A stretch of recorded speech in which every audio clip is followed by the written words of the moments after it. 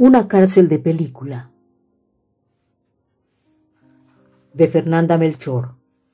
Cuento extraído del libro Aquí no es Miami. El traslado inició a las 2 de la mañana, en medio de un norte furibundo. Algunos presos ni siquiera alcanzaron a vestirse por completo cuando los agentes federales irrumpieron en las crujías.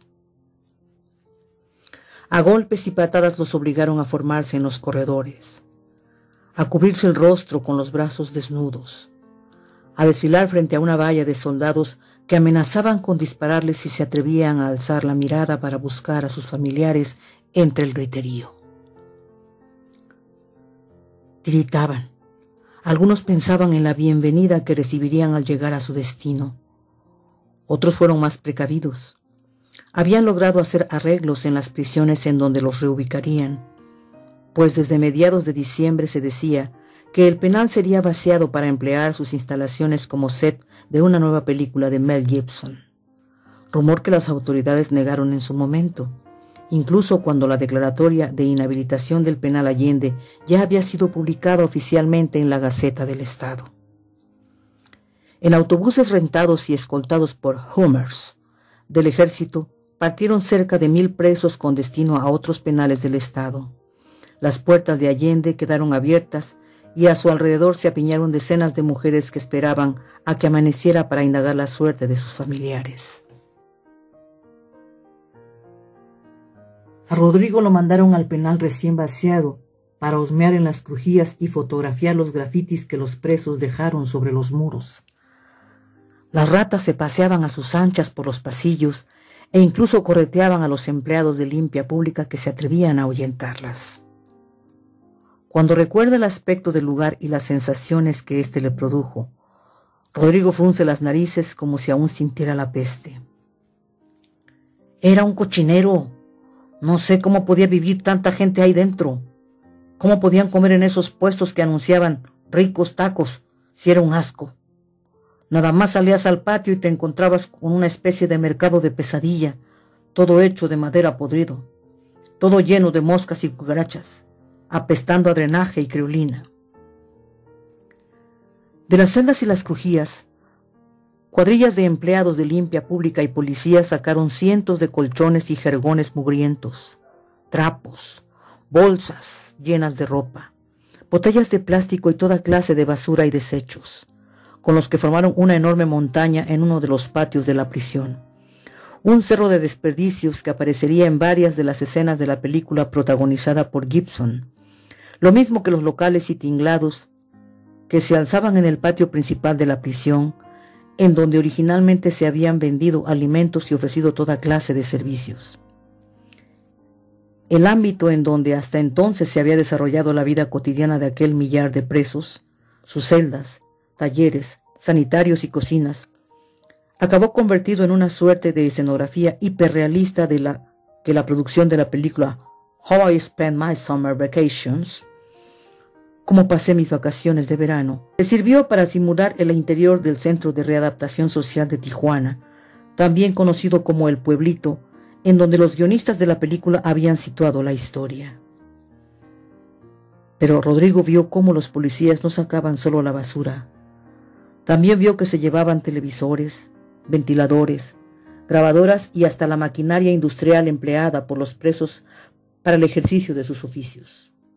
Vio también señoras que lloraban, con sus facturas en la mano, porque los aparatos que aún no acababan de pagar no aparecerían en las celdas de sus parientes. Hablé con el delegado de Readaptación Social. Le pregunté si habían cerrado el penal para hacer la película de Gibson y me dijo que no, que se estaba cerrando por motivos de salubridad, que era pura coincidencia que el traslado y el inicio de la filmación de la película se dieran casi al mismo tiempo. Una semana después, el 13 de enero de 2010, cuando presidía un evento del Colegio de Abogados del Puerto, el gobernador Fidel Herrera Beltrán divulgó que bandas del crimen organizado se habían apropiado del penal Allende y que planeaban llevar a cabo un motín donde varios reos serían degollados y decapitados, a la usanza del grupo delictivo de los Zetas. Aunque el mandatario nunca aclaró a qué grupo delictivo se refería, insinuó que el asunto estaba ligado a la muerte de Braulio Arellano, alias El Gonzo, el Z-20, fundador del Cártel de los Zetas y asesinado pocas semanas atrás, en noviembre de 2009, en Soledad de Doblado, un poblado cercano al puerto de Veracruz. A pesar de las protestas, el diputado panista Sergio Vaca, por ejemplo, calificó el desalojo como un fidelazo más, y afirmó que se crucificaría desnudo si llegaban a vender el edificio. El penal deshabilitado fue prestado a Mel Gibson para que en él se llevara a cabo buena parte de la filmación de la película que él mismo estelarizaría y coproduciría bajo la dirección de Adrian Grunberg. La cinta, finalmente intitulada Get the Gringo, Atrapen al Gringo, fue lanzada en video y televisión a la carta en los Estados Unidos en 2012 y estrenada en algunos países de Latinoamérica, Europa y Asia con buenas reseñas.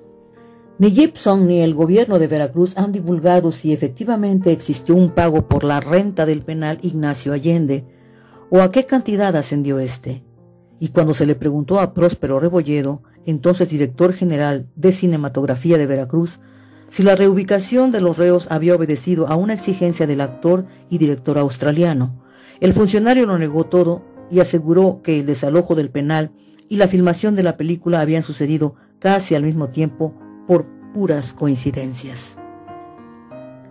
A finales de marzo de 2010, Lalo andaba de vacaciones y se fue a hacer casting para la película de Mel Gibson. Sabía que buscaban gente morena, con tatuajes y que hubieran estado en prisión. Lalo solo cumplía con el primer requisito, pero aún así logró quedar entre los seleccionados. Después de 5 horas de cola, una mujer lo entrevistó y le dijo que se presentara en el penal el 29 de abril a las 5 de la tarde, pues saldría de extra en la película a cambio de 400 pesos. Cuando acudió al llamado se enteró de que le tocaría ser de civil. Entre los extras había también policías, soldados, reos y reporteros. Un amigo suyo, Eliseo, actuaría como reo. Había estado guardado en Allende un par de semanas por robar tubería de cobre y esa experiencia le garantizó la chamba. Lalo lo reconoció entre los extras que aguardaban el ingreso al penal y se acercó a él. Lo notó nervioso. Al traspasar el enorme portón principal de la prisión, Eliseo le confesó: «Chale, loco, estoy que me lleva la madre. Yo ya estuve ahí y no quiero volver a entrar. ¿Qué tal si ahora no salgo?» Eliseo le señalaba a los extras con los que también había estado preso, pero que, como él, ya habían salido, y le mostró también otros que supuestamente aún tendrían que haber estado tras las rejas. Todos eran chavos y flacos, y llevaban las greñas mal crecidas y los ojos irritados de lo marihuanos. Eliseo le señaló a un chico cubierto de tatuajes y le dijo: «A ese cuate le dicen el diablo. No tiene ni 20 y ya mató como a 5. Le han de haber dado chance de quedarse a trabajar en la película. Porque Mel quiere todo bien realista». Lalo sintió miedo. Se puso a hablar con una gordita vestida de policía que resultó ser una agente verdadera.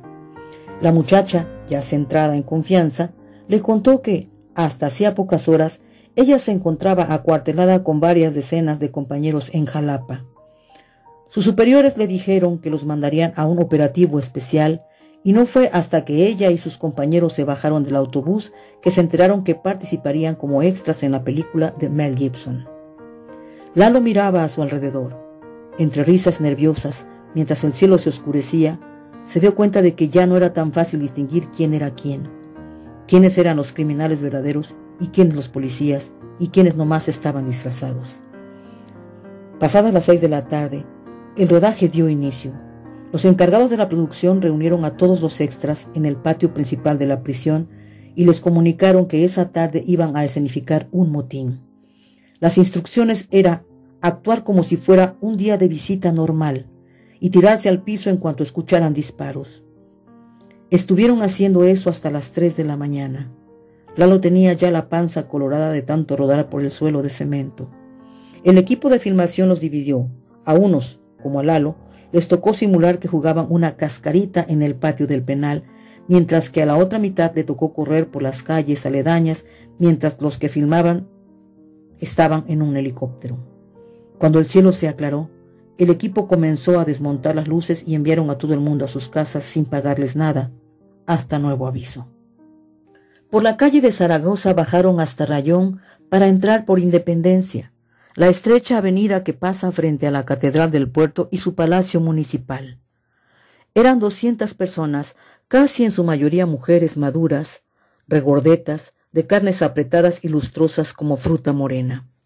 Agitaban mantas y gritaban furiosas pidiendo se reanudara el apoyo que el gobierno de Veracruz les había estado proporcionando, viajes en autobús y alimentos gracias a los cuales habían podido seguir visitando a sus familiares presos en cárceles lejanas, tras haber sido reubicados después del cierre del penal Allende en enero de 2010. Pero dichos apoyos fueron retirados en mayo. La campaña del candidato priista a la gubernatura, Javier Duarte de Ochoa, ordeñaba los recursos de la administración estatal y muchos programas sociales improvisados por Fidel Herrera para paliar situaciones como estas fueron suspendidos abruptamente. Otras personas, igualmente casi todas mujeres, se quejaban de la sobrepoblación que existía en el Penalito, las instalaciones que las autoridades designaron como una prisión preventiva provisional y que no era otra cosa que un puñado de celdas levantadas apresuradamente a espaldas de la comandancia de la policía de Veracruz en la colonia Playa Linda. Aquellos separos se hallaban siempre tan abarrotados que los detenidos debían dormir parados y apoyados unos contra otros, como reses. Otras acusaban a Mel Gibson de tacaño. «Chingas a tu madre, Mel», aullaba una anciana seguida por una muchachita de ojos verdes y shorts cortísimos. Su hijo está preso por lesiones y las autoridades de readaptación social le aseguraron un trabajo como extra en la filmación de la película. «Me prometieron 700 pesos por día, a mí y a mi nieta, y a la mera hora no nos pagaron ni la mitad», denunciaba Morada del Sol y Coraje. «¿Cuánto habrá pagado Mel por Allende?», se escuchó más allá entre un grupo de señoras jóvenes. «Dicen que $1 millón. No, fue más, fue muchísimo dinero». «Todo se lo clavó el negro para las elecciones». «Ay, no, mi negro no es capaz de eso. No se metan con el gober. La cosa es contra los jueces y la readaptación, ¿oyeron?», nos regañó una mujer vestida por completo de rojo, desde los tenis astrosos hasta la punta de los cabellos. «Dicen que hay gente que ni siquiera apareció después del traslado y que se fugaron, o los fugaron, como el que mató al primo de Yunes», murmura una joven de largos cabellos. «Y que hay presos que ni siquiera tienen causa, como la señora esa que se robó una bicicleta y que ya lleva 2 años en el bote sin que le resuelvan». «Pobre», se lamentaron en coro las mujeres. «Al menos yo sé que el mío sí se lo merece».